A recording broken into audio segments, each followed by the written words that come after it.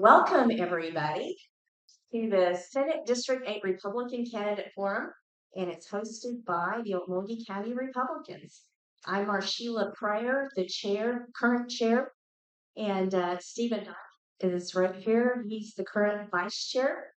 Our moderator is former Okmulgee County District Assistant DA, Jack, aka Casey Osborne. And Jack left us a while back and went to Ponca City, so he's now the ADA for Kay and Noble counties. He's also the former Young Republican vice chair and their current general counsel.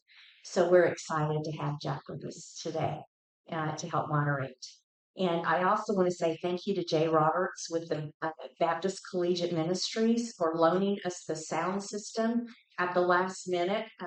The pastor from Crossroads Baptist helped us get that. So that was a real blessing. And then my friend James Turney, back in the back corner over there with Native Audio Visual, came today to help set up, make sure everything sounded good. And he does that professionally. So give him some business if you need AV stuff done. I want to also thank the Henryettan.com digital paper for live streaming the forum today. They graciously agreed to also let us put it on our Facebook page. So we'll be doing that sometime this next week. And that's the Okmulgee County Republicans Facebook page. Also, so let your friends know that they can see it on the Henryettan.com or on our Facebook page. I want to say thanks to all the volunteers from our county group that helped make this happen, and all of you voters for caring enough to show up today and to be engaged. So, Stephen, your turn. All right, so we have some important dates coming up, and no, here says every vote carries the weight in small elections, and it does. We have these off-cycle type elections. Not we don't get quite the voting turnout, so turning out is super important. For February 11th, yeah, school boards, municipal mayor of Okmulgee, county commissioners, and then District 1 Republican primary that would be for county commissioner, right? And then that's Ernie Ferrara and Jacob Branson. And then if you want to Google the OK Voter Oklahoma, it's OK Voter Portal to enter your information and look at the ballots. March 4th, we have the Republican primary election for Senate District 8, which are these gentlemen back here. April 1st, general election for school board and county commissioner. And then May 13th, we have the special election for Senate District 8, which will be one of these gentlemen here. Then February 13th at 6:30 p.m., we have a candidate debate hosted by McIntosh GOP at the VFW in Eufaula.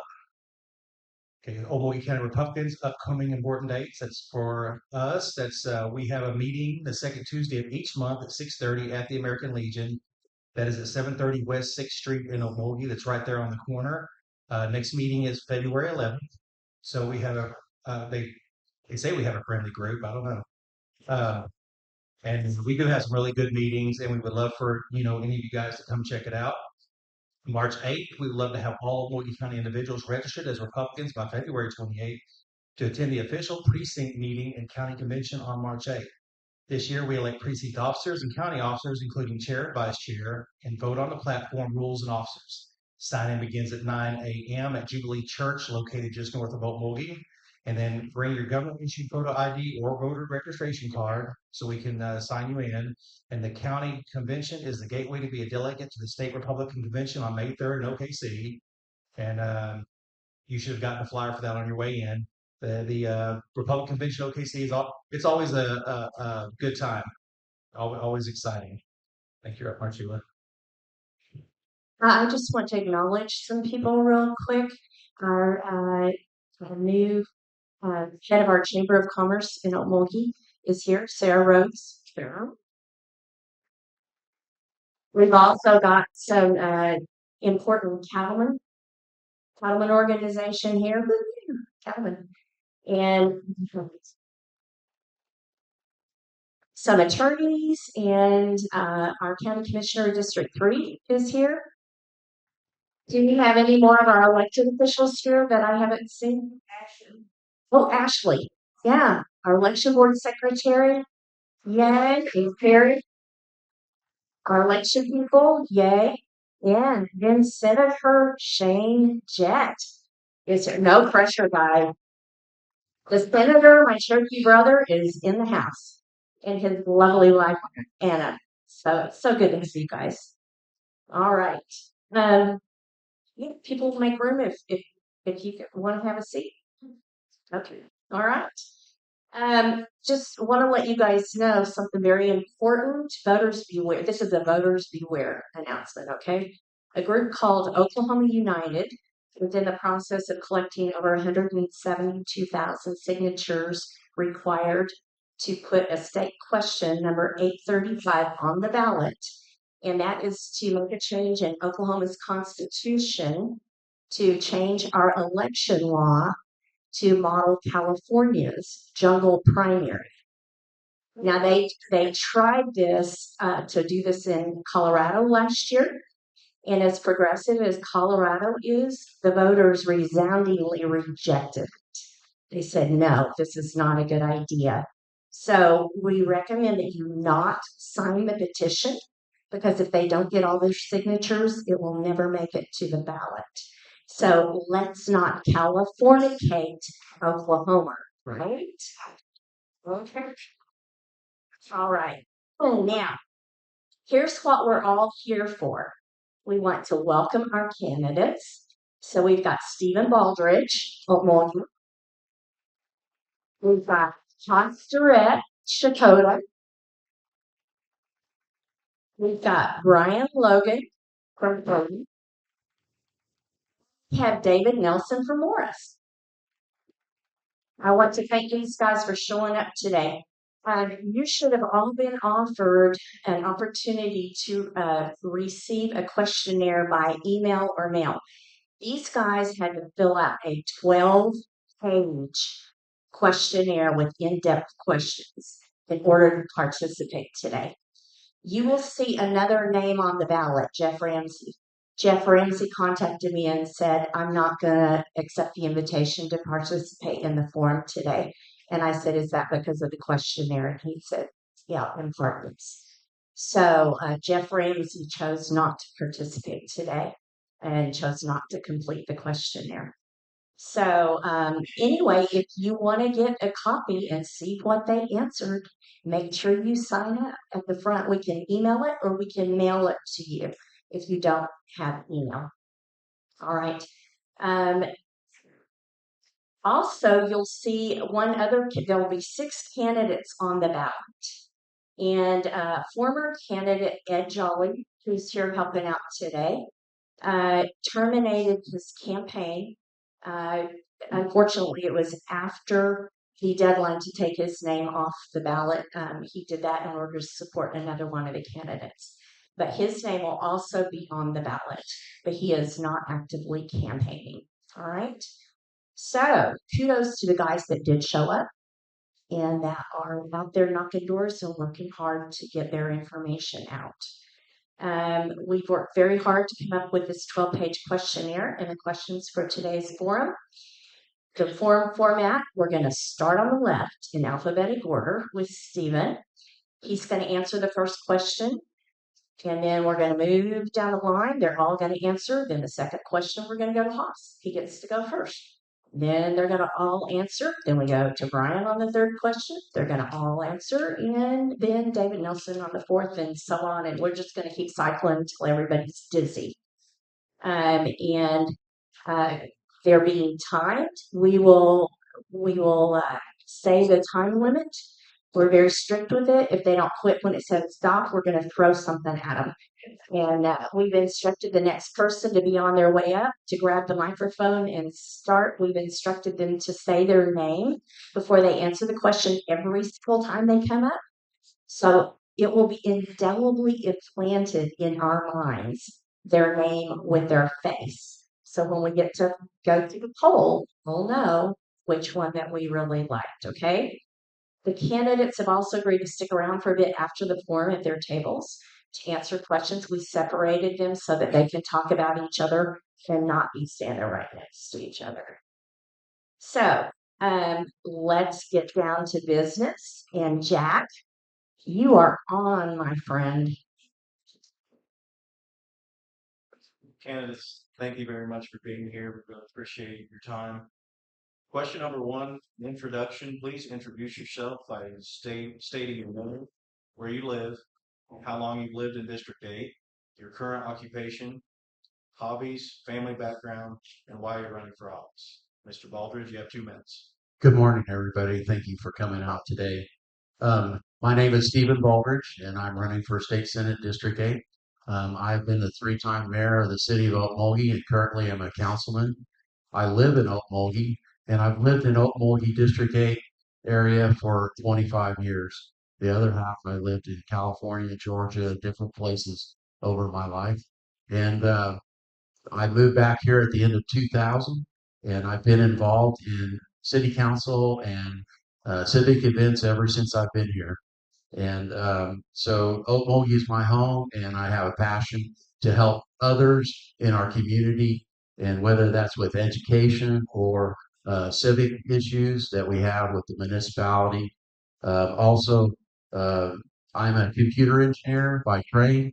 I learned that in the Army, and I've always worked in information technology and worked in different sectors of oil and gas and uh, Department of Justice and prisons. And then I do have 2 children and 3 grandchildren. And my hobbies are fishing, hunting, not so much hunting lately, but more fishing and boating. I love to go to Eufaula. I love to go to Okmulgee Lake and enjoy those lakes. Oklahoma has some of the most beautiful landscape and recreational areas in the world, and I have traveled a lot around the world. And the reason I'm running for office is I have been working in my community for over 25 years to help Okmulgee, and I want to move on and help District 8. District 8 has so many things to offer our families and our communities, and I think that we need to promote District 8, and we need to increase economic development. We need to bring more jobs, more educational opportunities. Mr. Durrett, you have 2 minutes. Well, first off, I appreciate every one of you guys showing up.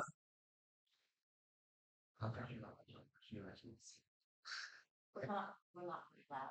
Do you want me to repeat the question? Did I do that question? Okay, I'm sorry. We're new. This first time we're doing this, okay? All right. I'm Austin Rett. I'm from Chakotay, Oklahoma. So McIntosh County is my home. It's one of the parts of the district just on the east side. Lake Eufaula is our tourism area over there. Lifelong resident of Chakotay. I own a small business over there, and my wife's a high school counselor. I have 2 kids, 2 daughters, 14 and just turned 12. Um, the I'm also vice chairman of the uh, Industrial Development Authority over there.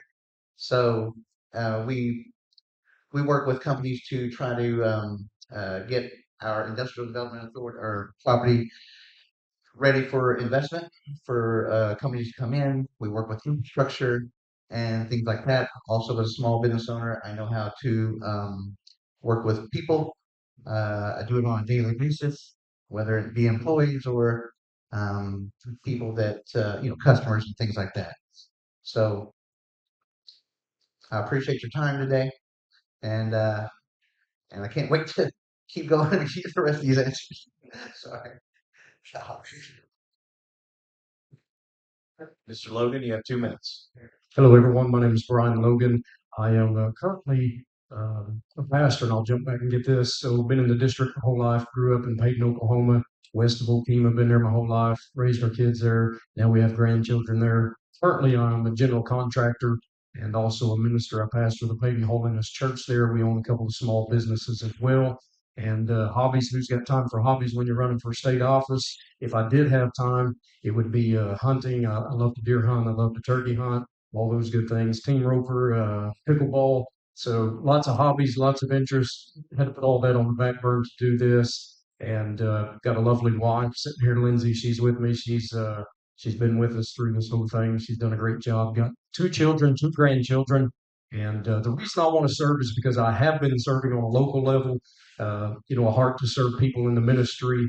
Been doing that for the past 20 years, and I want to serve on a broader scale. And I want to bring that same compassion with morals and integrity to serve this great state of Oklahoma and District 8. Mr. Nelson? David Nelson, I say lifelong resident of our District 8. I was born here. I've lived here about 28 years. I took a little 20-year break in between there, go on vacation and serve in the United States Army for 20 years. I split that time between being a U.S. Army Ranger, doing special operations things, and then somehow slipped through the cracks and got selected to be a U.S. Army Black Hawk pilot, and did that for my last 20 years. Graduated from Morris High School, which is when I met my wife. I was 14 when we met. She was 15. I don't want to give away her age too much, but we are going to celebrate our 30-year wedding anniversary today. We've got 2 kids. My son, who's actually on drill right now in Oklahoma City, he's in the Air Force. My daughter, who's here, and they're both married, giving 4 grandkids. One that we get to meet in July. We got 2 grandsons, and this one right here is my biggest fan. He's dressed just like me with his lapel pin and everything. Retiring from the military, decided to move back home. The whole time I was gone, this state and my community supported me so much. I've got boxes full of, cards, gifts, Bibles, and things that the community had sent me while I was there. And I'd always had that desire to serve, so I moved back home. Worked in the gas and oil industry for a while at Holly Frontier at the refinery in Tulsa. So my heart is certainly with gas and oil. It paid my bills and fed my kids for years. Then retired from that. Became the tag agent in Morris, so I get a lot of face time with our taxpayers. Some of it's good time, some of it's bad time, but I get to hear their issues and I get to hear their concerns. And then just that desire has always come on. A few years ago, I was sitting on my deer stand. That's why I didn't shoot a deer that year. I was sitting there praying, what's next for me in life and how's another way to serve? And then the resignation of Senator Roger Thompson fell into my path. And I felt like that was it. So that's why I'm here today. I still want to serve, and thank you guys for having us. Look forward to it.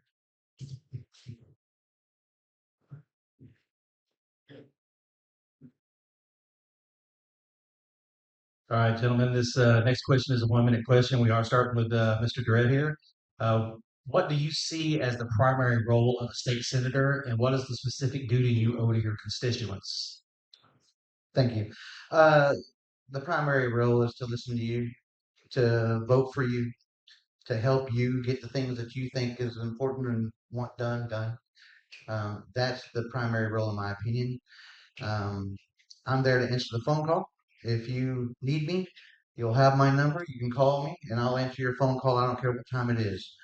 1 o'clock in the morning, I may have to call you back, but other than that, I'll have you taken care of. And if I can't fix the issue or address the issue, I'll know someone that can, and so I'll get you in touch with the people that can get the things done that you need done, and alleviate your concerns. I'm very open and very easy to talk to. I'm not very easy at doing this, but I'm very good one-on-one. So if you got a problem, you call me and ask me, and I'll help you out. Thanks.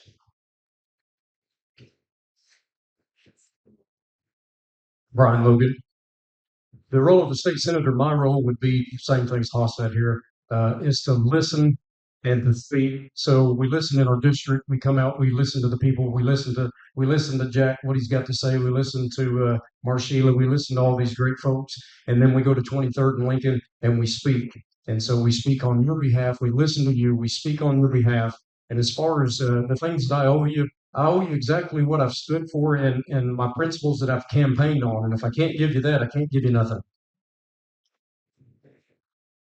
David Nelson, the role of state senator is to shepherd legislation from its inception all the way through until it is either passed or it is either killed. We do not enforce law. We do not interpret law. We simply write law. And the way we decide how we're going to write law is having communication with those constituents in our district. And we do that by providing open lines of communication through town hall meetings, through legislative briefings, through openness, through our official office. And I can tell you, I talk to my legislature through social media a lot. I mean, that's the way we communicate. That's the way we talk sometimes.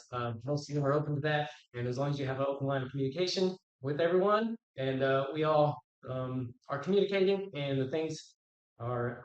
She was and the things that we are going to try to provide fall within the platform of our Republican Party, then we'll make every effort to make that pass.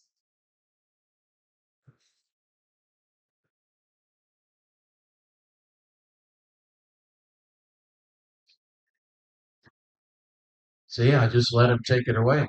I'm gonna have to slap his hand next time.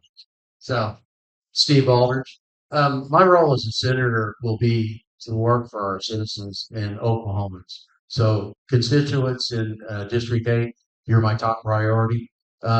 Obviously, we're putting out 3,000 bills right now in Oklahoma State Legislature.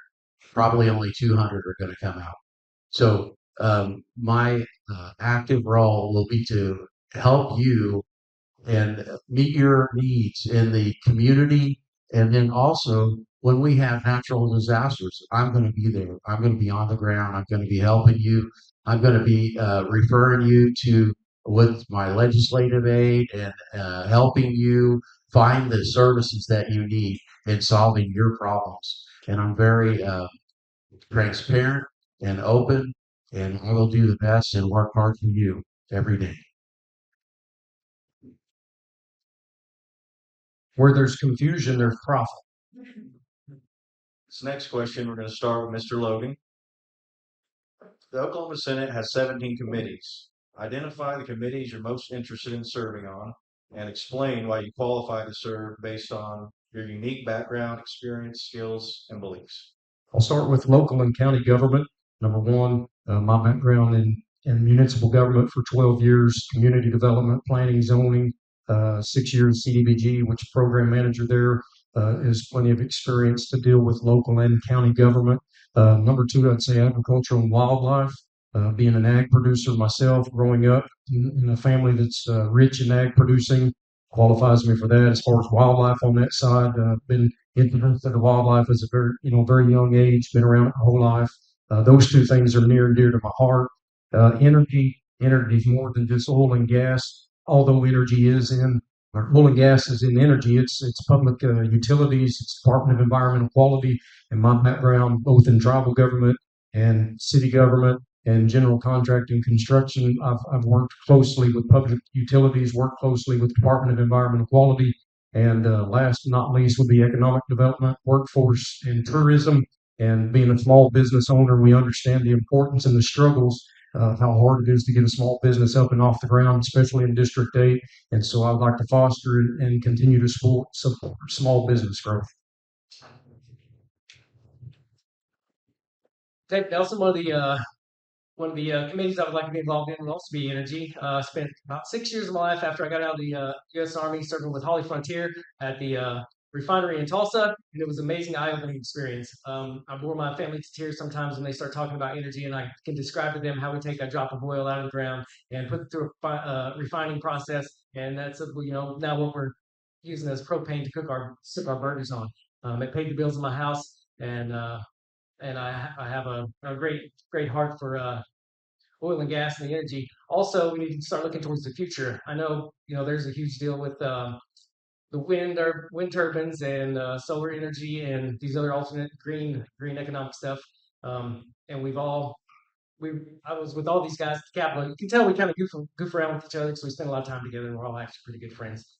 Which is a great relationship that we all have. But we spent time at the Capitol going to the wind rally and stuff like that. So we all have the same views on when it comes to the green energy and where our money goes to subsidize certain things that we don't believe in. But I think in the future we still have to find out for our kids, for our grandkids, where's our energy going to come from eventually one day. I think that maybe somewhere in the nuclear realm. It's very safe. It's how we power our ships and submarines underwater for long periods of time. So we have to capitalize on the resources we have right now, but also think for the future. Another one for me, it's probably an obvious one, but military and veteran affairs. I spent 20 years in the military. I feel like our military and our veterans are a great asset. When I took my time and I was debating on where I was going to retire when I moved from Fort Campbell, when I retired, actually we were in Fort Rucker, Alabama when I retired, decided where I was going to retire. I looked at each state and I looked at what their tax was and what their benefits for military was and all these other things. Ultimately, Oklahoma was not the best option, but my family's here and I love the state, so I moved here anyway. Since then, they've changed the law. Now my military retirement doesn't get taxed, and it's appealing to military veterans when they retire. These are a great group of people. They are a motivated group of people. They bring businesses, they bring income, and I've got people who are about to retire that saw our last election and said, "Hey, man, your state looks pretty awesome. I think I want to move there." And so I give them encouragement to move here. I give them where we're trying to go, where we are as a state. I think that's a great asset, and I think I'd be good for one of those committees. Stephen Baldridge. Education is something that's really dear to me, and I think that's a great effort. I've been going to school my whole life. I came back here in 2018 and completed another electronics degree at OSUIT. And currently I work at college in the Muskogee Nation. If we don't develop our students, our most valuable resource, and get them ready for a workforce, that is a problem. When we bring industry to Okmulgee, Oklahoma, or District 8, the first thing that they ask is, how about your workforce? And that is a problem because we don't have a great workforce. We have a good workforce. We have people commuting here, but we need to develop those children and get them into the technologies and industries that we can help build better economies for our district. The other one is telecommunications and technology. That is my background. I've worked on large infrastructure projects, prisons, DOJ forensic labs, Caltrans, and so I've worked on a lot of different industries, British Petroleum, oil and gas, and so that would be one of my heart desire as well. And then economic development. Economic development. Without economic development, um, you have organic growth where companies just show up and say, "Hey, we want to come to your community." But you also have economic development where you're looking at industries and targeting them, trying to get them to come to your district so that you can have more jobs for your next generation and for the current generation. And we need jobs in District 8. Thank you. House Durrett. Luckily for me, you don't have to be a great speaker to be a great leader.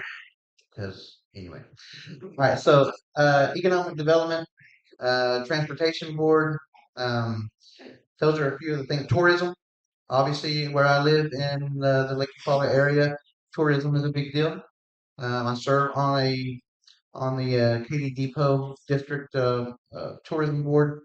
So I'm on that board already. It deals with tourism and attractions and things like that. Try to get people to the town to see those attractions, spend their money there. Economic development, like I said, I'm the vice chairman of the Industrial Development Authority in Chakota, where we deal with incentivizing people to come to our town. And I think that starts with your city government as well. They have to be able to chip in and do the things that are necessary to make your town look appealing. You can't have a bunch of dilapidated structures around your town. You can't have a bunch of grass growing up real high and all that stuff. So if we can work with city code enforcers and city townships and stuff, work with mayors and city councils to make sure that those dilapidated structures are getting condemned, and then they can either fix them up with some investment, which we'll give them more time for, or we take them down. I think you have to have that. You have to have a clean, nice, beautiful city for people to want to come to there. And that's what we've done in Chakota. You can drive around every street in Chakota and it looks beautiful. We've spent a lot of time and a lot of resources on that. We've had a lot of success with economic development. We've got more on the way. A lot of it is infrastructure though. You have to have an area designated that has utilities, roads, infrastructure. Those are things I like to work on. That's why I think transportation will be good. Roads and bridges. If you don't have any roads in your city, it kind of goes along with having a bunch of shacks in your city. I've visited some cities in my district that need some work. They all do. It's all rural. It's rural areas. I mean, we don't have a lot of tax dollars to put into infrastructure, unfortunately, but there are things through EODD where we can get grants and we can get money, and I can help with that. I work closely with EODD to get those grants for your road projects. In Chakota, we went as far as to buying our own asphalt machine. We don't contract it out no more. We need a road that needs to be fixed. We just fix it ourselves. I mean, I don't know. Maybe that's the steps that everybody needs to take if they can afford it. We have a surplus of money over there because we're good with our money and we do a good job. We create jobs. We have a beautiful city. I think I can do that everywhere else. I went to Beggs. Beggs needs some help. Their sewer system hasn't worked since 2019. That's an issue. We've got to fix that. I'm the guy to do it. I went to their city and I went there and talked to them. I want to know what's going on in Beggs. Apparently about a lot of bad stuff. So I got to try to help him.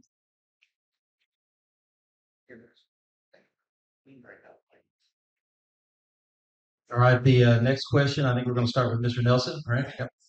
Okay, please share the top 3 issues you plan to address as the Oklahoma State Senator and how.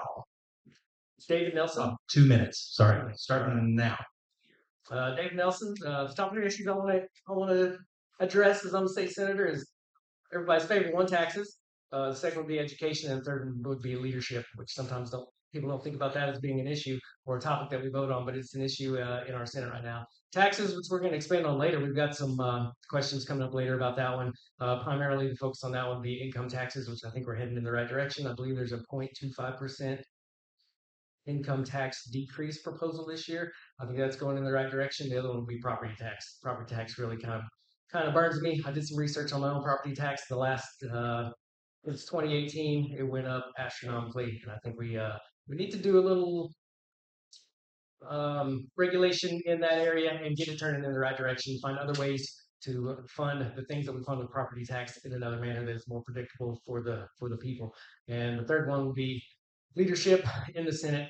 Outside looking in at Oklahoma, it just looks like it would be such a great, it's a red state, so it looks like, man, it's all Republican. We can get so much done, and it's a golden opportunity. It truly is. But then once I found out more about it, the difference between one side of the Republican Party in the state and the other side of the Republican Party in the state is as far as the East is from the West.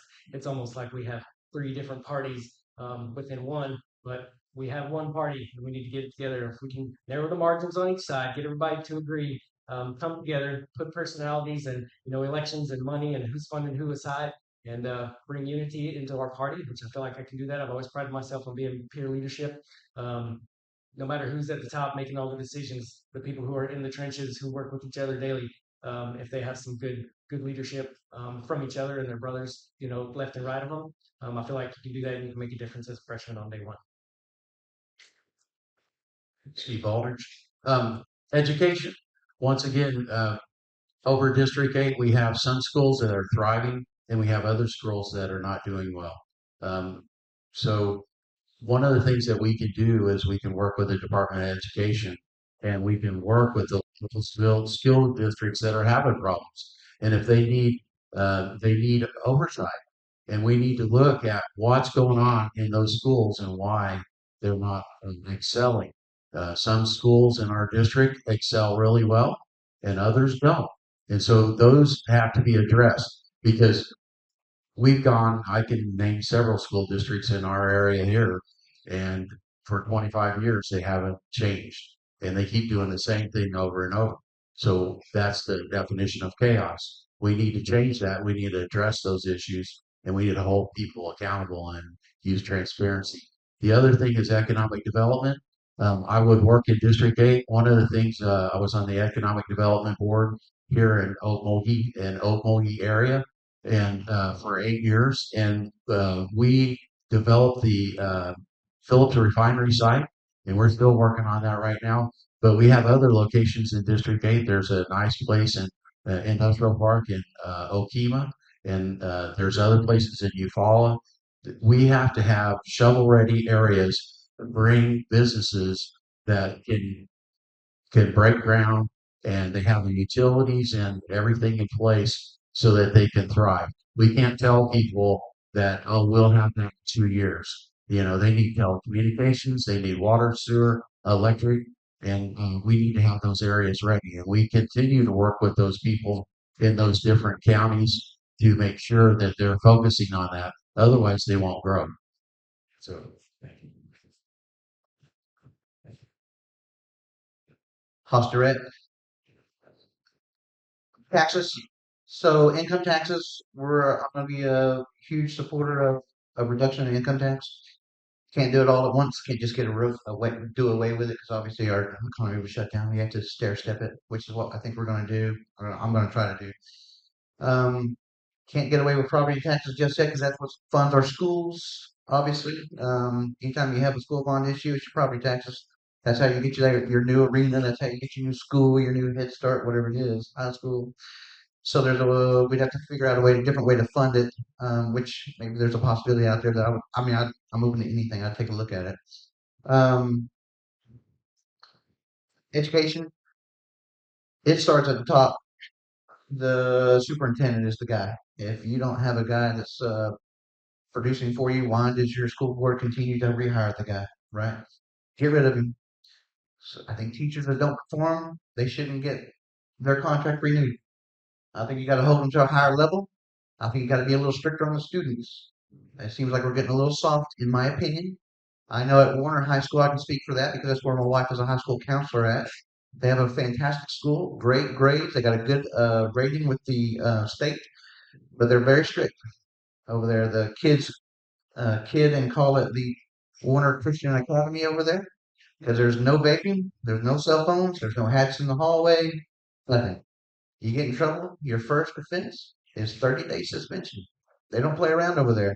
It's a hard school to get into because they select who they take, and so the parents know that. So if you get in trouble when you're gone for 30 days, they make sure that you do what you're supposed to do to get back in that school because it's a good school. A lot of kids are going there because of open transfer, which I'm a fan of.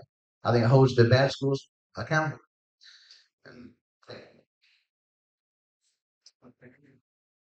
Brian Logan. So there's a lot of issues that we face in rural District 8.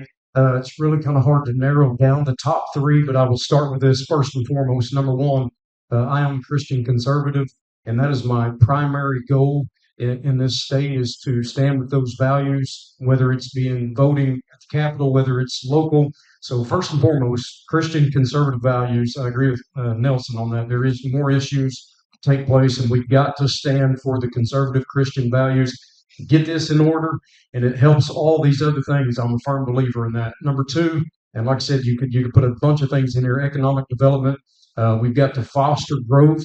One thing, a word that has resonated over and over the last 10 years would be sustainability. The last thing we want to do is bring business, and not us as state, but I'm saying local county, bring state, bring business in, and then it disappeared just as fast as it came in. So we've got to cut taxes, common sense regulate, and create an environment for people to come here. Obviously, healthcare is a big thing in District 8, rural District 8. Healthcare is pretty much non-existent, and so I would fight for that.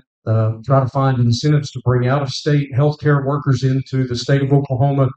Great incentives, and as always, like I said, agriculture is a big issue. Roads, all these are big issues, but that would be the top three, starting with Christian conservative values. Steve Aldridge. Mr. Baldridge, we'll start with you for the next question. As a state senator, outline the role you see yourself playing in encouraging economic growth in District 8 and across Oklahoma. You have 1 minute. So economic development will build a stronger economy for District 8. And without it, then we're going to always we're going to be lacking. And we're not going to be able to keep our families here as they graduate, they move on. And so one of the things that the state's done is they've created a tax incentive finance district. And you can use that TIF tool, and we've done it several times here in Okmulgee, where you create an area and the appreciated value goes into a fund that helps build infrastructure. So there are tools in place that we have from the state level that we can use on the local level and in the counties. And we have to educate our commissioners, and we have to educate our municipal officials on the tools that they can use, because it's hard for them to take money out of sales tax and build an industrial park. So that's really why we're not getting new areas, but you need to do ED grants.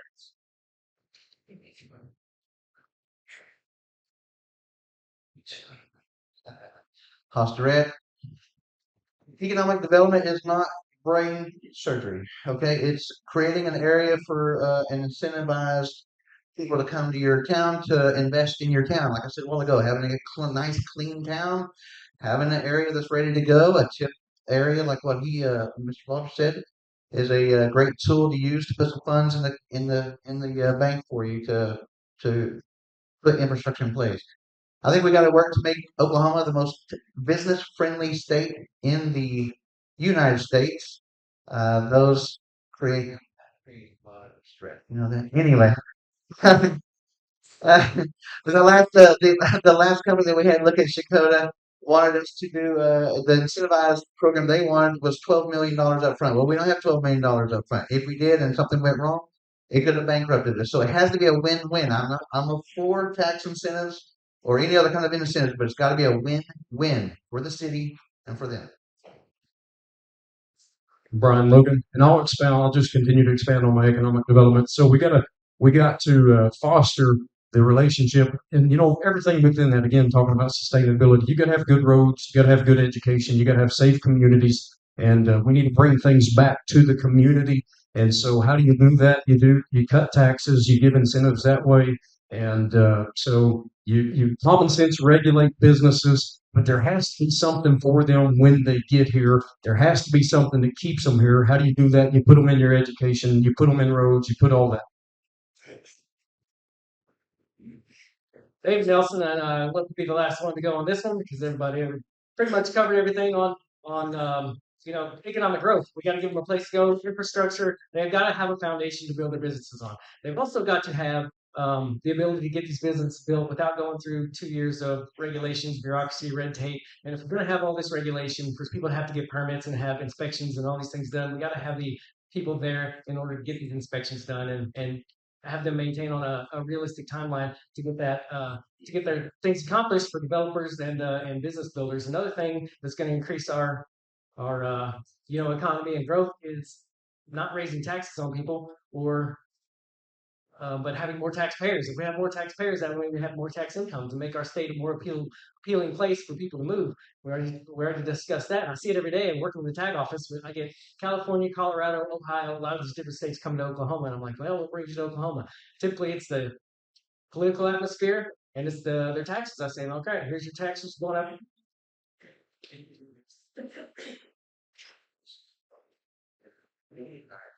Okay, the next question, I think it's Mr. Durrett starting. What role should the state of Oklahoma have in regulating wind farms as far as location, expansion, or restrictions of those? Yeah, I stand with President Trump on the green energy scam. I believe it is that. It has to be a scam because they won't pay for themselves. If you watch the show Landman, he explained it pretty well. They will never cover their footprint of the cost of what it takes to build them. They have to have federally funded or state funded or funds. I don't like it. I don't think it's great. I think we should rely on oil and natural gas. That's what we have. That's what we're going to use. That's what the most cost efficient way to produce energy is. I just don't get it. This is common sense to me. I don't understand how this is a big issue. No wind farms, no solar farms, none of that stuff. I don't get it. I don't understand why this is an issue. Full gas, period. Brian Logan. So this is an interesting topic because, and I actually talked to Marshall a little bit about this in my questionnaire. Under natural resources in the Oklahoma GOP platform, you'll find that it says support essential wind farm and solar farm. And so I put that on there that I didn't agree with it because it is not essential. Number one, the role of the state, give it back to the county and the local level, allow them to decide whether they want wind farms or not. We all know we all know the detriment to the environment. We know all these things. We know that it kills tourism. And so we're well studied on this. Give it back to them. But I would co-author any bill that makes harder regulations as far as setbacks, gross production taxes, decommission funds, all of those things that needs to happen before they ever put one up. Dave Nelson, research hasn't been completely done, and we've seen it all the way out to fruition. So my biggest fear is, or one of my biggest fears is, they come in, we put these wind farms up. These people, they're happy, man. They got their money now. They got a windmill sitting on their property. Now all the wind farm goes bankrupt. It's defunded. Now you got this big windmill sitting there in your yard. It's collapsing. It's falling down. It's putting petroleum into our soils and waterways. It may have shed, fiber, as the research has shown, that it's all across the place. Now the Oklahoma Department of Environmental Quality and the EPA is coming to you saying, hey, it's on your property, you got to clean this up. You're being fined this amount of dollars for this long. So I think we got to protect ourselves from what we don't know, and what's coming. And I did a little research on this, and we got to fight it on the right paths. I heard some stuff about it puts off magnetic waves, and it's making helicopters fall out of the sky, which kind of concerned me because I am a helicopter pilot, and I flew some to check them out, flew around some to check them out. One day I'm out in West Texas, and luckily I didn't fall out of the sky. Steve Aldrich. I think that, Oklahoma is a oil and natural gas mecca, and we're number 2 in wind, but by the time you put somebody or allow someone to build a wind farm on their property, but then you're going to go and you're going to take the property rights of everyone that has to forfeit the easement to get to their property. And so and also wind and solar are not reliable for our grid. And I think we need to focus more on natural gas. We have tons of natural gas. And over at Shoto, we have a natural gas power plant. And I think that's something that we need to focus on versus putting windmills in the middle of our green country. I don't agree with that. Mr. Logan, what state tax policy reforms would you be interested in supporting and why? You have 2 minutes. Brian Logan. I don't like property taxes and I don't like income taxes. I would support for revamping and or removing them completely. I would be all in favor. I will be in favor of a consumption tax, a service tax rather. Boy, it does a few things. You know what? I know there's not a current legislative trying to go out, hasn't maybe made it out of committee yet, but removing the property tax at 65 is a great idea because it gives a chance to the elderly when they're ready to retire and they get to pay all the high price for insurance and medication. It'll give them a break. So I am full support of removing and or revamping property tax and income tax, going to a consumption tax, and also that'll give a chance that anybody is here illegal, if they're buying something, they're paying taxes. David Nelson, the 2 things I would hit on taxes, one's the income tax. We're already going in the right direction with that. We'd like to see that go down to 0. Of course, we've got to do that methodically and with a balanced budget. Always do it with a balanced budget. The second one would be property tax, also like Brian talked about. We can't just yank the rug out though. I would like to see transfer of the things we pay for, property taxes, and the other taxes, consumer taxes and service taxes.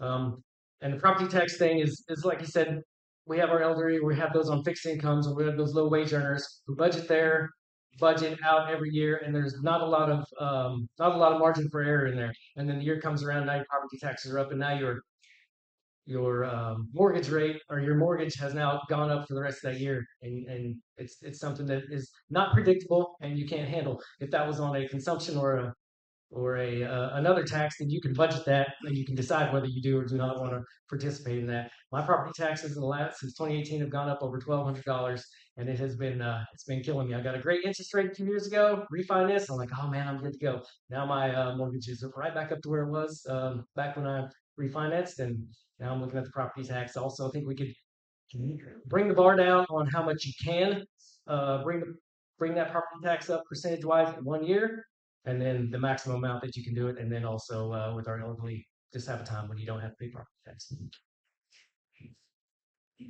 Steve Aldrich. I believe that we need to reduce the income tax. It's like when you go to work and you trade your time for money, and then the government, whether it's local government or state government or federal government, it's like a sponge. They will take every dime you have and they won't even apologize. And they think, well, we need more from you. So we need to have a balanced budget, which they're working on right now. But right now they talked about over 800 to 900 million dollars that the agencies want in new spending. So they're not slowing down, but we have to reduce the income tax for all the people that work in the state, and then also property taxes. I think it's a great idea for people that are over 65 that you freeze their property taxes. They did that in California. It was called Prop 13. And that way you don't lose your home because the government can't control the costs. They can't control inflation. And so those are things that we need to look at. But we also have to do it in a progressive. We can't just pull the rug out from under the legislators. They need money to run the state. We need money for highways, roads, infrastructure. And so you can't do it all at one time. But if we do reduce the taxes, then we'll have more people moving to Oklahoma, more businesses coming to Oklahoma. And so hopefully it would be a net gain and we would be able to improve the economy and our way of life here in Oklahoma. Thank you. House Direct, again, thank you. Lowering taxes obviously is what everybody wants. You don't want to pay more property taxes. You don't want to pay more income taxes, anything. I like the fact that we're already working on lowering the income tax. Obviously, it's a stair-step issue.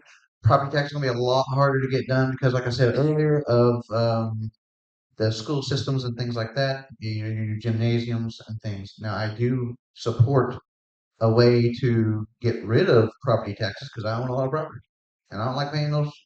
I don't like writing those checks either. I'm just like y'all. Consumption tax sounds good to me as long as it makes sense. Lowering taxes is what we all want to do. Nobody wants to pay more tax, but we have to find a way to pay for it. If we can find a way to pay for it, I'm all for it, and I'll work on that when I get elected. Thank you.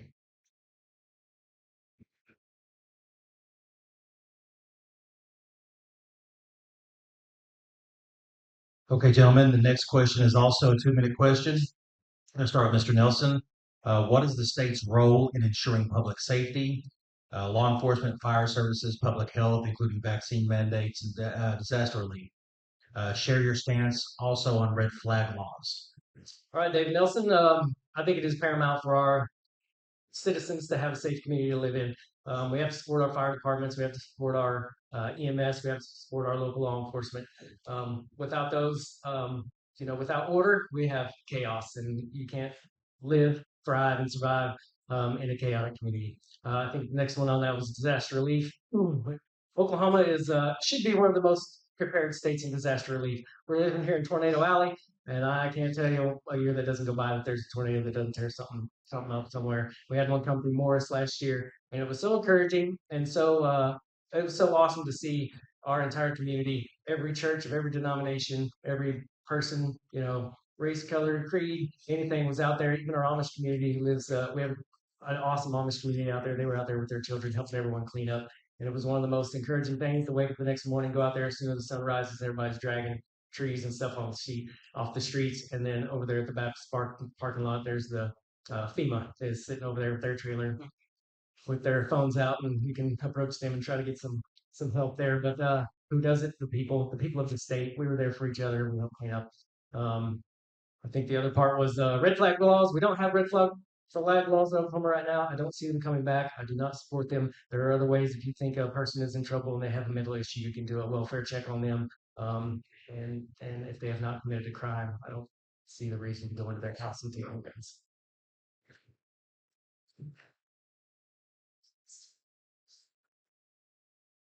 Steve Aldridge. One of the main principles of the state and county and local is for public safety. And we need to continue to provide those services. We have county services with the sheriff's department, and then the municipalities have police departments, fire departments. There is no state fire department. There is a state, police, highway patrol. So those are main things that we need to continue to support. I support law enforcement. I support the fire, and we need to continue to do that. But with inflation, everything keeps rising. So that's the challenge for us is we need to constantly remove and replace equipment that's out of date, and that costs money. So we need to look for new ways through grants and which, we'll see what's going to happen now that we have a new president, and we'll see how that's going to play out in the next year or so. But we've got to continue to work on our local levels to provide that access. And then public health is definitely a state and county level um, function. When we had the COVID outbreak, I know as mayor, they came to me and wanted me to make decisions. And I'm like, no, that's the health department. The health department is here for a reason, and they need to give us guidance based from the state and tell us how we need to tackle this problem. So thank God for those agencies, and they will continue to be in place, and we need to support them as best we can. Um, and then on red flag laws, we do have red flag laws, and we use them in the municipality, and we're required to. And the red flag laws came about because of 9/11. Now, what they want to know is proof of citizenship, and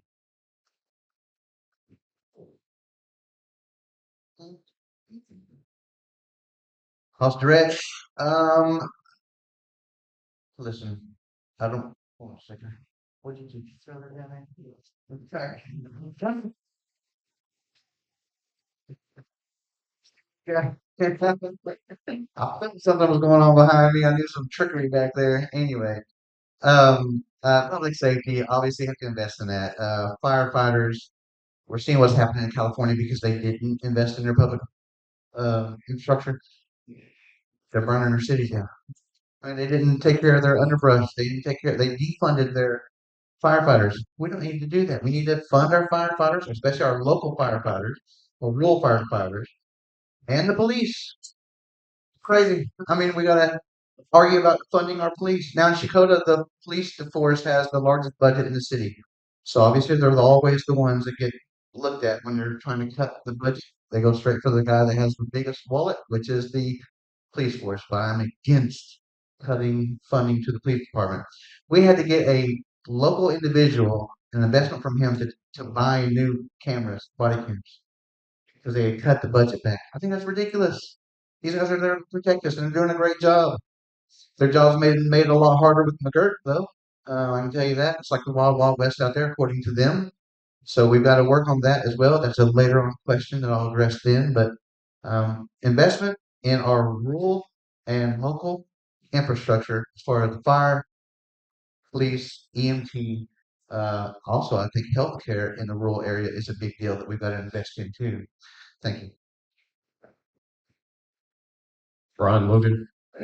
Everybody knows the challenges in District 8. If anybody's ever called on for any emergency response, we know the response time is upwards of 30 to 40 minutes in most of our counties. And, Okmulgee County don't really have a big police force, especially being out present. And so that's why there's a lot of marijuana growers that's moved into the county. So there's a big challenge here. So I will support, law enforcement, emergency personnel.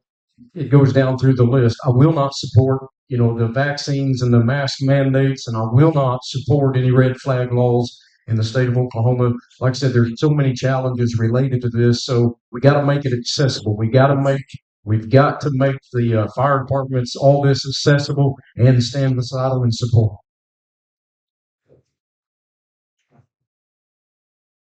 Mr. Baldridge, what do you believe are the most pressing issues facing public education in Oklahoma, and what solutions would you propose to address them? You have 2 minutes.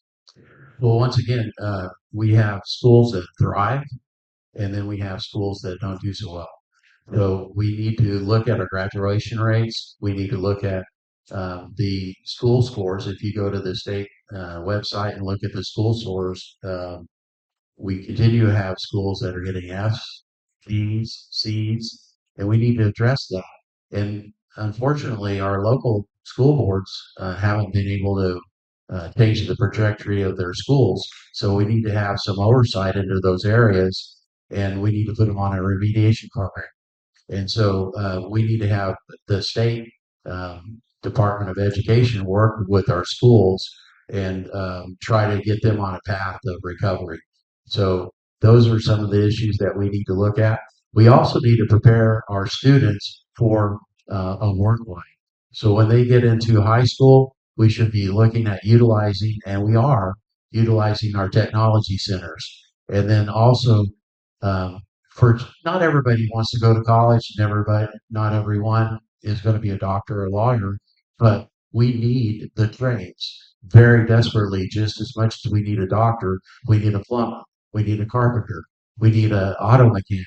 We need people, and we're here at this great institution, OSUIT, and those are the things that they teach in our district. And we have Connors, and we have OSUIT, we have every county has a technology center, and so we need to focus more on transitioning those students to a career and a career that they can make a living at and enjoy a fruitful life in district and movement. Thank you.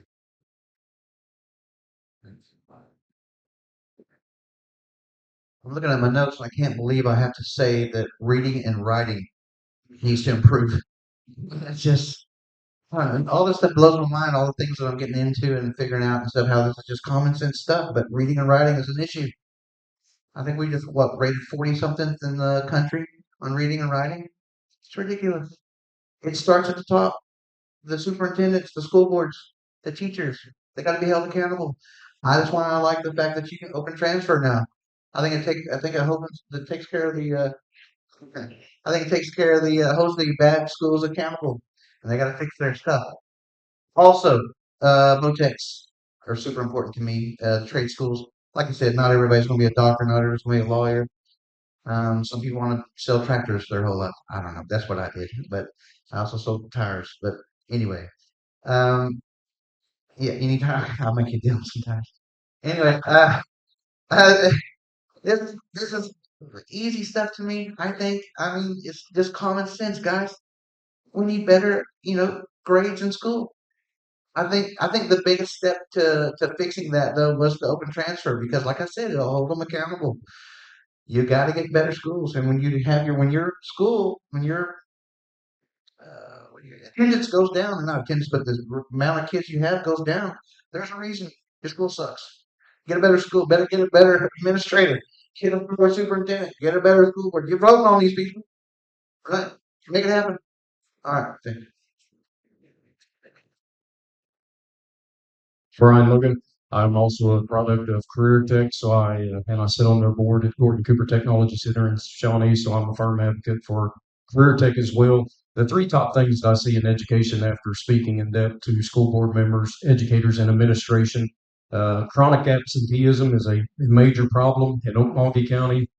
You have teacher shortage, which is a major problem in the state of Oklahoma, and also academic performance as well, as Haas stated. There's those are the three big issues to me, and so we've got to put the discipline back into the hands of the teachers. We as well as make sure that people are getting out and voting for these elections. So many different things here. Like I said, we've got to hold them responsible for what they're doing, but I would say that you give it back to them. Another thing that I'll try to throw in here real quick because I've heard this twice on the campaign trail, and this just sounds like a disaster and unfair to me. School boards get lawsuits thrown at them, and then they either pass a bond or something for the residents to pay for these lawsuits. I think that's a farce. I don't think it should happen. The school ought to be responsible for any lawsuit that has been put on them and not the county and not the people of that district. David Nelson, I believe reading, writing, and arithmetic, those fundamentals need to have a strong base that needs to be more focused at our elementary level. And then as those students grow up and grow older and get into high school, one of the issues is we have this amazing thing. First of all, we have a bright, bunch of kids and kids in Oklahoma, and we have some great administrators and great school teachers. I think they're going to do amazing things. I think they are doing amazing things. And we've got to set them up for success. So when these kids get into high school, we're promoting these tech schools and getting out into OSUIT has probably one of the greatest programs in the state as far as transitioning kids from high school while they're in high school. And then once they graduate high school, they've already got the skills to pay the bills. They can go out, get a job, and becoming contributing members of society, paying taxes, have a job, and they're well on their way. The problem is, or what perception of the problem is, they're out of high school a lot while they're in high school. These juniors, they're the ones that we base the ACT on. They're not even in high school all the time because they're at tech or they're learning how to, install an HVAC system or learning how to weld or carpentry or whatever their skill is. So it seems like what we're graded on is an ACT score, but our curriculum doesn't force us to teach the ACT because it's not a graduation requirement that are separate. So now we're telling these kids, hey, go train in the swimming pool, go train in the swimming pool. We're going to see how you do on the gymnastic bars. I think we need to have a fair assessment of what we're being tested on as opposed to what our curriculum is. And I don't think what we're doing is bad. I think it looks bad because our ATC scores are low, but we are producing kids who are just phenomenal and getting out there in the workforce. So we need to find that balance somewhere.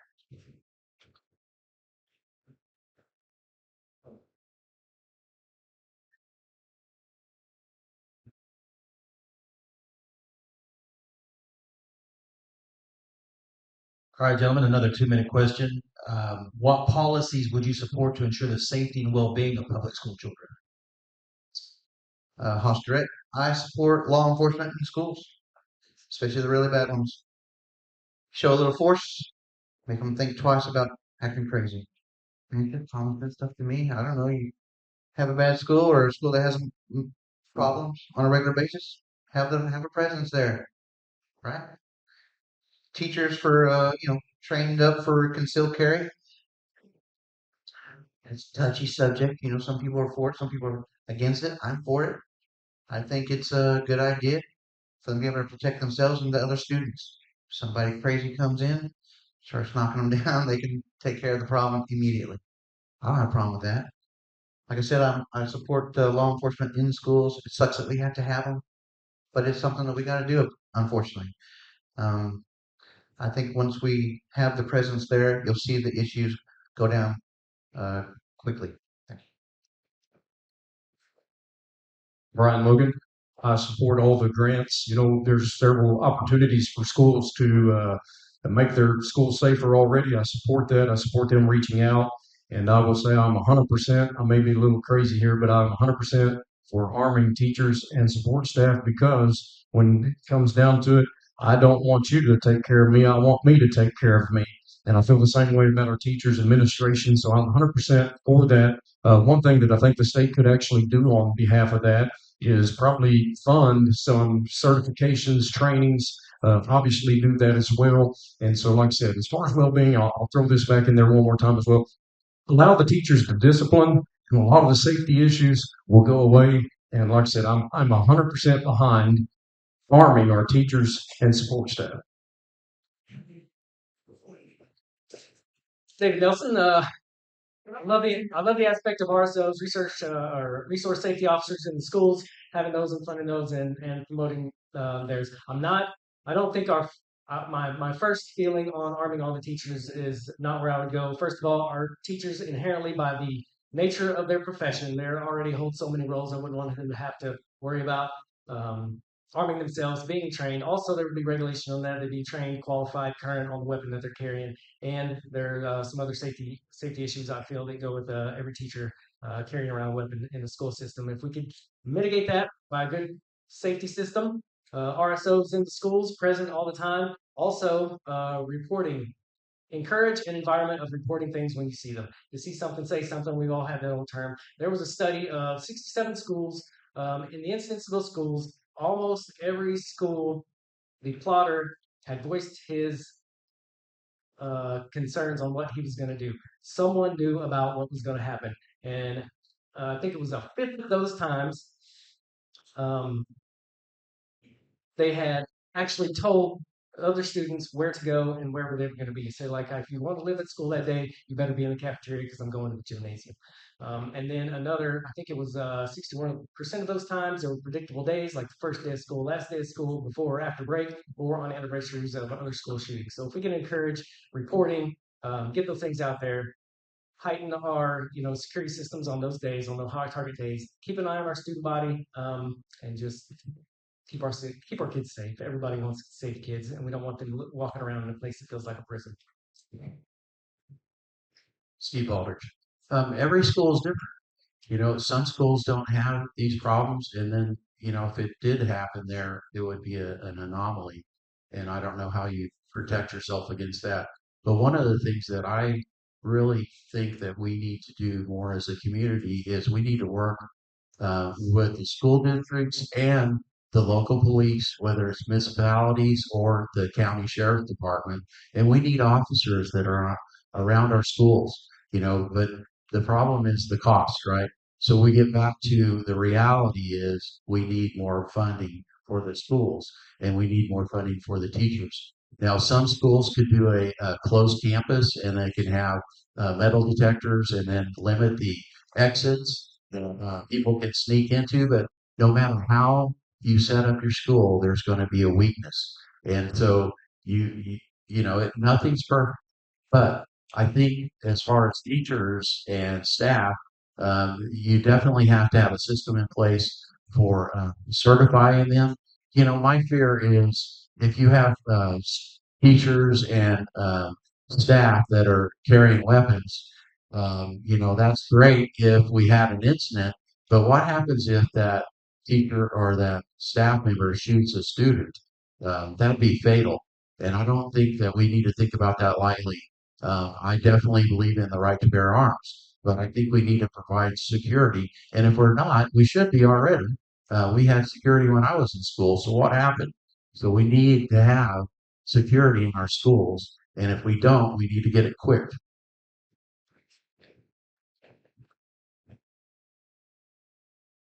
Mr. Logan, how do you view the balance between parental rights and the state's role in raising children, particularly in areas such as education, healthcare, and religious instruction?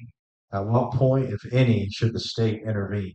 You have 2 minutes. Brian Logan, the children is the sole responsibility, 100% your responsibility, the parents' responsibility, whether it's education, whether it's healthcare, religious instruction, your responsibility 100%. The state should only get involved. They should never meddle with it, but only if there is a major safety concern should the state of Oklahoma get involved. Me and my wife done foster care for several years. We did it through the Department of Human Services. We did it through tribal. And I can tell you 9 out of the 10 times it did not end goodly for those children in foster care. You can look at the Saving Clayton issue going on in the state of Oklahoma. You can look at the petitions going around about DHS. I don't think the state needs to handle my children. I don't want the state handling my grandchildren. I only see that necessary in a safety issue. David Nelson, you're not going to hear much change from me from what Brian said. It is our sole responsibility. It is our decisions that we make for the health, welfare, well-being of our kids. Also, that goes with that responsibility. We need to take that responsibility on ourselves and actually do something with it. Don't just say, "Hey, it's my decision," and then be a lazy parent. We need to take that and keep our kids healthy, keep our kids rested, keep our kids in a good mental state where when we send them to school, the teacher has a great student that he can work with. That way the teacher doesn't have to be a parent, the teacher can be a teacher. Thank you. I agree with both of these gentlemen. And the children are not the federal government's property. The children are not the state's property. The parents bring the children into this world and they have the responsibility of raising them and training them to be good citizens in the United States of America. And we need to encourage people. When the state comes in is when we have problems, when people are committing crimes. And that happens very often, unfortunately, and they need to get involved. But that should be the last resort. The parents have the responsibility to ensure that they get rest, get fed, and get to school on time. And they need to be examples. But we have a lot of people that are single parents, and we have grandparents raising children, grandchildren. But every child has and deserves a chance to excel in our community. And so I feel like we need to do as much as we can to support those areas and support CASA and support Women in Crisis and other agencies that help get people back on track. Thank you. Pastor Red, I have a unique perspective on this because my wife is a high school counselor. I unfortunately do get to hear about some of the situations that happen in schools. Obviously, the kids are the parents' issue, not the state. So, I mean, I'm for that, obviously. But the exception is abuse. If you could hear, or if you had heard about some of the stuff that some of these kids go through at home, where they're supposed to be protected and taken care of and loved and nurtured. There's some kids that's got really bad, guys. They've got some bad, bad situations going on. She tells me some of these stuff, and I'm like, how can you even do that job? I mean, I can't imagine a DHS, one of those workers. I can't imagine the stuff they see. That's, in my opinion, when it's up to the counselor. My wife does it, thankfully, not on a daily basis, but sometimes every few weeks she has to call DHS or something like that because there's an issue at home. That's the only time, in my opinion, that they should be the state's issue. And it's just to protect those children. Sexual abuse, they get physically abused, cigarette burns. There's some really sick people out there. Sometimes those kids' only meal of the day is at school. That's it. Most of them show up in wintertime without coats. So what do? We put some money together, we raise some money, we buy some coats, we take care of those kids. Parents should be the ones taking care of their kids until they're not free. And then you get the state involved. That's it.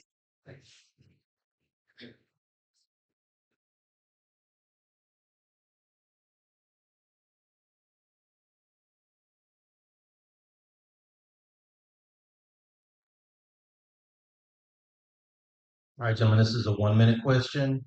Do you support placing restrictions on abortion medications being brought into Oklahoma from other states? And then please share why or why not. Dave Nelson, yeah, abortion is not authorized in the state of Oklahoma.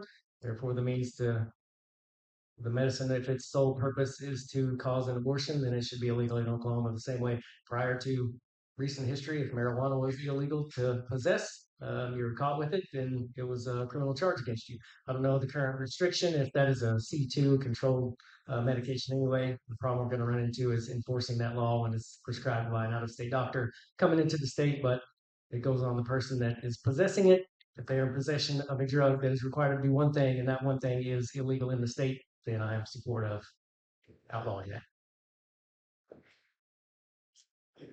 I believe in life, but as far as placing a restriction on a medication, I think the issue is enforcement. How are you going to enforce that issue? And are you going to arrest someone, and how would you even find out about that?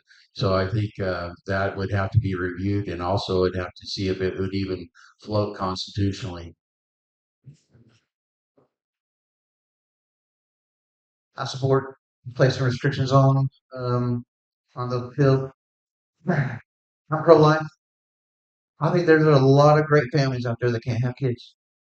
I know a bunch of them personally. I know several friends of mine tried for a ridiculous amount of years, had 6 miscarriages. They decided to adopt. They adopted a kid. That kid's siblings became available for adoption because the parent, whatever reason, they got the kids. They turned into a very good family. I don't think we should abort our babies. I think there's plenty of families out there willing to show them some love, willing to raise those kids that they can't have kids there on their own. So I support them for life. Brian Logan, I 100% support this. Matter of fact, the weeping prophet Jeremiah said in the Bible that he knew me before I was formed in the mother's womb. And I'll say this, that abortion is murder, always has been, and life begins at conception.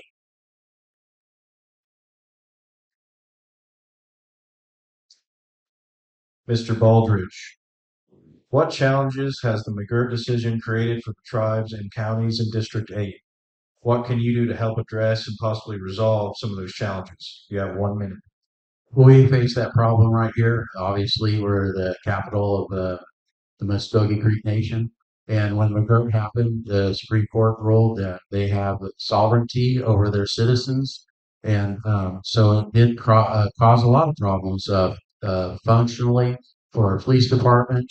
And so we've had those challenges here in Okmulgee, where if a public or a state officer or a municipal Okmulgee PD arrested someone, if they were a native, that they couldn't do anything with it.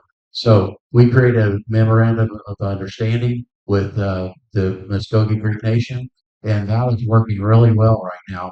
And we followed suit with what Tulsa's doing, and other counties and other cities need to do the same thing because obviously we live on Muskogee Creek Nation reservation, and we need to work, and we live with.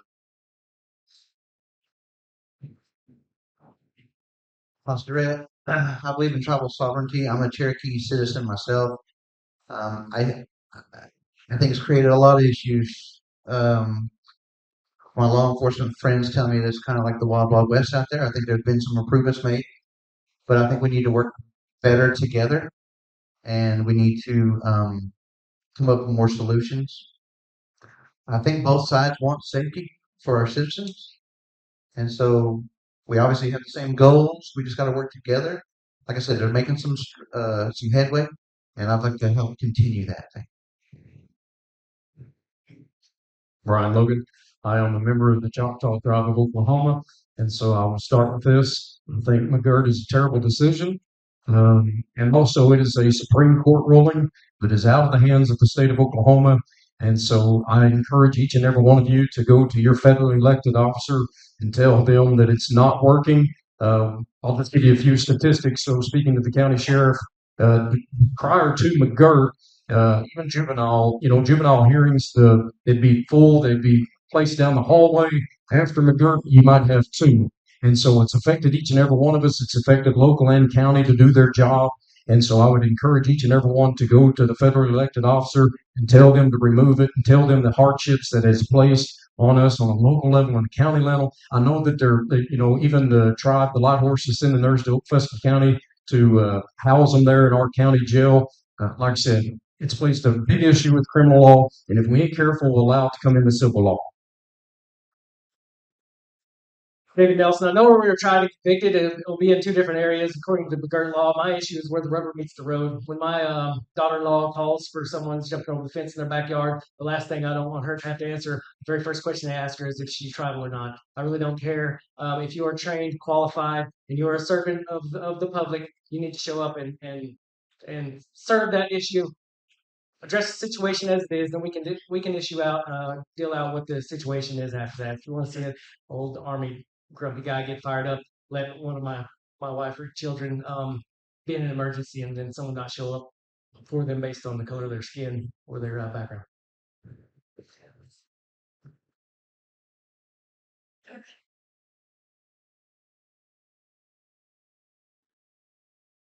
All right, gentlemen, another 1 minute question.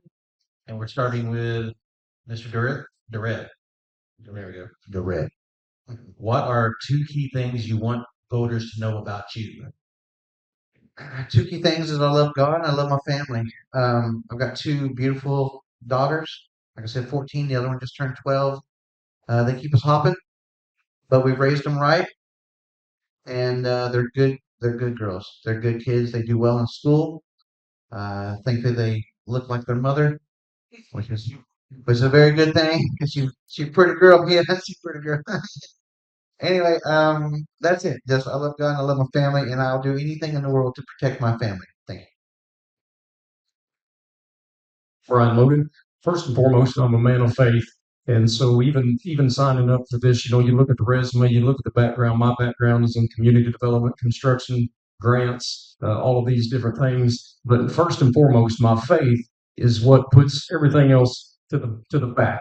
And so I lead with prayer and the Bible, biblical principles. I want you to know that because it's so important. I believe morals and integrity is very crucial. And also the past 20 years in ministry, I've served, and I will continue to serve with the same compassion, morals, and integrity that I've served with over the past 20 years. And lastly, I took a pledge. It's not actual signing a pledge, but I took a pledge for no lobbyists and special interest groups money. And that just simply states that I am here for you and not for one individual group or anything like that. Yep. So every decision I make is going to be made on my Christian values, and I'll be taking that with me to the office. No decision I make will not go without some prayer and asking for wisdom and discernment. I also am a big advocate of honesty, integrity.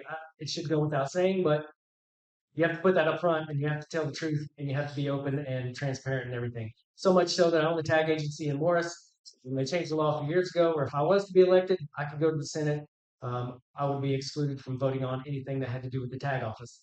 I didn't like that, so I decided I was going to sell the tag office. It's already up for sale. We're going through that transition. So whether I get elected or not, it's going to be out of my hands. If I do get elected, there will be no perception, there will be no leverage that any other senator, any other legislator can put on me to vote and say, "Hey, buddy, I'm going to vote for this on your increase on the tag agency revenue. If you vote for me on this and that there." I just wanted to eliminate that perception, and honesty, integrity, and leadership is what I'm running on. Steve Aldrich. First of all, I'm a Christian. I've been raised in church, and I try to live my life according to the Bible. The second thing is I care about my community. I've been serving my community since 2008, and before that, I did other things within the church. But I felt like I needed to get outside of the church and work in my community because those are my neighbors. God said to love your neighbors, and so that's what I'm doing with my life. And I will continue whether I get elected or not. I'm still a city councilman, and I will work and fight for our citizens and Oklahomans to improve our economy, improve our tourism and our way of life. And we enjoy our lakes and we enjoy our freedom. And that's why I'm here. I'm here to fight for you. And I like to listen to people. If they have an issue, I'll sit down and listen to them and I'll work hard on your issue. And that's from my perspective. Thank you. Gentlemen, the last thing will be closing remarks. Please conclude by addressing any final points or topics you'd like to make or cover, any clarifications. Mr. Logan, we'll start with you, and you have 3 minutes. Brian Logan. First and foremost, I want to tell each and every one of you, thank you for being here, continuing your civic duty. It really shows how much you put into it. So I want to thank each and every one of you for taking the time out to come and listen to us today. I want to give a special thanks to Jack for being here, driving all the way. I want to give a special thanks to Steve and Marcella for all their hard work, dedication that they put into Okmulgee County GOP. Thank them. And so final remarks, I would just say I'm transparent, lead with the Bible, rules and integrity. If you have any question, I have an open door policy 24/7. My phone number's on the flyers. If anybody needs any information, it's back there at that table. And I look forward to seeing each and every one of you again, and we will stay involved. David Nelson, I just want to tell everybody thanks. Thanks for hosting. It's so encouraging to see everybody that comes out. Thank you guys for keeping your finger on the pulse of the political, atmosphere of our district and taking care of it. I also want to thank all my opponents here. There are a couple that aren't here. It's been encouraging. We've been to a lot of the state events together. We give each other a hard time. We all get along, and I think everybody would be fine with another one getting elected, although they'll vote for me. Thank my family, they go through it, man. When you go through something like this, my wife has been through a 20-year military career, 7 times overseas, so she's the one that's always had the hard job. I just get up here and make jokes and make fun of myself. But thank you guys for coming out. I'm looking forward to seeing what happens, whether I do or don't get elected on day one. As long as I go to bed that night with my character and my integrity intact, then I'll be a happy man. Steve Aldrich. Thanks again. Thank you for having this forum. And thanks for coming out today because, as an American citizen, one of our main rights is that we can vote and we can change the trajectory of our climate, our political climate. And we are a representative government. And so that's why we're here, because we care about our communities. And so I can say that all day long that, I've been a 3-time mayor, vice mayor. I've been on the Economic Development Board for 8 years. I was on the Jail Authority for 12 years. I put my money where my mouth is. I actually have been working in my community, and I will continue to work in my community, whether I go to the state or not, because I care about where I live. But I think that our District 8 has so much potential, and I know that it is building and gaining on the economic front. Our unemployment rate statewide is 3.3%, so that's a good thing. I'm going to continue to support education, higher education, technology. I am going to be involved in those areas, and rural healthcare was something that we didn't touch on too much, but we need more healthcare Creek Nation plays an important part of that.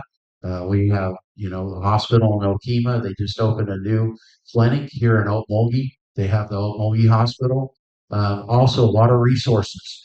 We have to plan for District 8. We need to plan and build more capacity so that we can grow our communities. Because without water, without utilities, we can't grow. And if we want to continue to grow, then we need to put that investment in place. We need to have a strategic plan, and we need to work on that every day for District 8. Thank you. Pastor Red, I get the last word. Fantastic. It started off real rough for me today, but it got better as it went along, I feel like. And I appreciate the support from everybody. Nobody getting up and leaving. That would have been terrible. So I think that you got some great candidates up here. I'm the best, but you do have some great candidates. I I appreciate your time today. I appreciate Marshila. I appreciate you coming down. I think if we tried real hard, we could get Marshila to change her mind about retiring, but I want to get to know somebody else. Gosh. Um, my wife couldn't be here today. She had a gallbladder and her appendix removed the other day in the same procedure, so she's laid up and she's mean. And man, she has me. I just hand her the pain pill and I'll walk away, and then I don't know. But anyway, she's mean, but she's a great girl. She's been a school counselor for 18 years now. We've been married for 17. My kids, like I said, are good kids. I try to be a good dad, involved heavily with everything they do and all of their schoolmates and stuff. I know them all by name. Those are the things you do when you grow up in a small community. Go to rural schools, you get to know these kids, you watch them grow up, and then you start over at some other, my time on economic development, my time as a small business owner. As you can tell, I'm pretty blunt, pretty to the point. I don't like to screw around and waste a lot of time. I like to tell you the way it is and what I feel like, and I'm going to go there and I'm going to fight hard for you. I'm going to listen to you. You're going to call me. I'm going to take the call, and I'm probably not going to know the answer right off the bat because I'm not the smartest guy in this room or around. So, but I know the smartest guys, and I can get you in touch with them. And we can get you fixed. Whatever you need, I'm here for you. That's it, plain and simple. I'm here for you. I'm just like these guys. I'm sure taking a pay cut to do this because we feel like we have um, a skill set to go on to the next level and try to help our communities. That's all we're doing, just helping our communities. We're not looking for any recognition or any kind of like special reward or nothing like that. We have a passion for what we're doing. I have a passion for what I'm doing in Shakota. I've been doing it there for a long time. Pie auctions. I've been on the receiving end and on the putting it on and raising money for different causes and things. I support FFA and 4-H. I don't think anybody said anything about that tonight. Very important to me. 4-H, FFA. Those kids learn the traits they need at an early age and become some of the best leaders that we have. 4-H, FFA, Ag. Very important to me. I support it. I've supported it my whole life before I even thought about running for office. So thank you very much for your time today, and thanks for making it.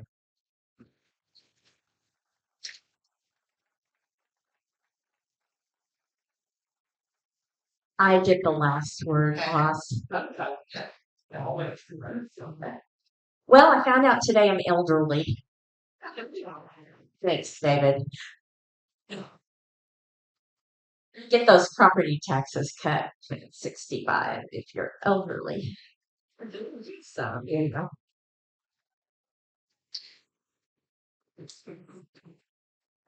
Anyway, man, what a great time.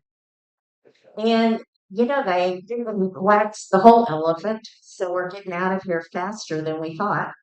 But anyway, it'll give us plenty of time to talk to people and ask questions of people that, maybe you didn't hear quite enough, or you just have specific questions that you want to ask.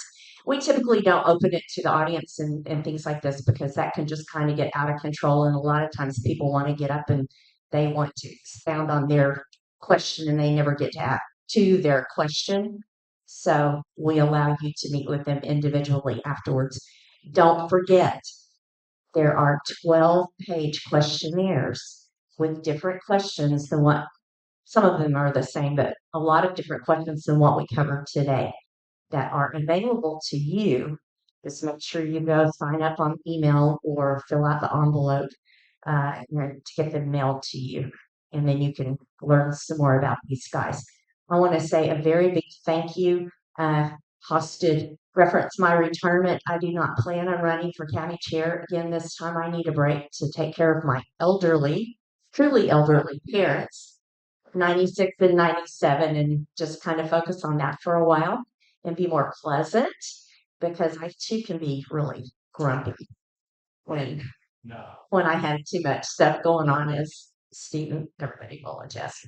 But anyway, so this is my last big event as your chair.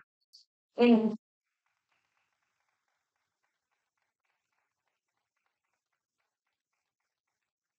I love it and I hate it, just, being chair, love it, hate it. It's bittersweet, but I will still be involved in, helping out whoever's the next chair, probably Stephen, in the group and around the community. So anyway, it's been a pleasure. Thank you so much for coming. Thanks to all these guys. Let's give them a big